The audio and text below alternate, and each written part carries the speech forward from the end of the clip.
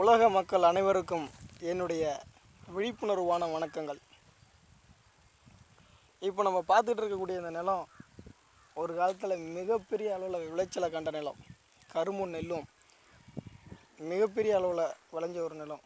ஆனால் இப்போ இது விளைச்சல் குன்றி போயிருக்கிறது. இதுக்கு காரணம் என்னன்னு கேட்டிங்கன்னா, வளர்ந்து வரக்கூடிய நாகரிகத்தை நம்ம ஏற்றதுனால, அதாவது இதில் செயற்கை உரங்கள் இட்டதுனால இந்த நிலம் தன்னுடைய தன்மையை மாறி போயிருக்குது.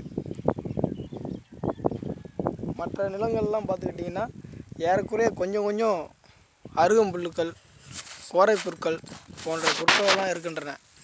ஆனால் இந்த நிலத்தில் புற்களே இல்லாமல் இருக்குது.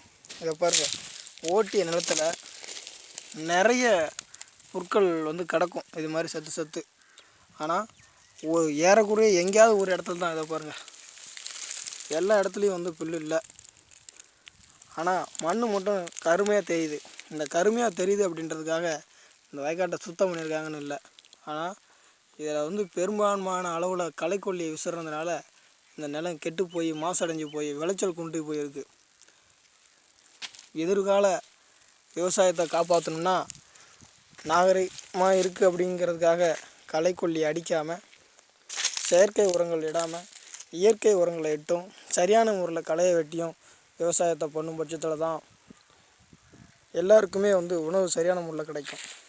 சட்டியில் இருந்தால் தான் அகப்பையில் வரும்னு சொல்லுவாங்க. ஆனால் இங்கே சட்டியே காஞ்சி போய் கிடக்கு. அப்படிங்கும்போது அகப்பைக்கு எங்கே வரும்?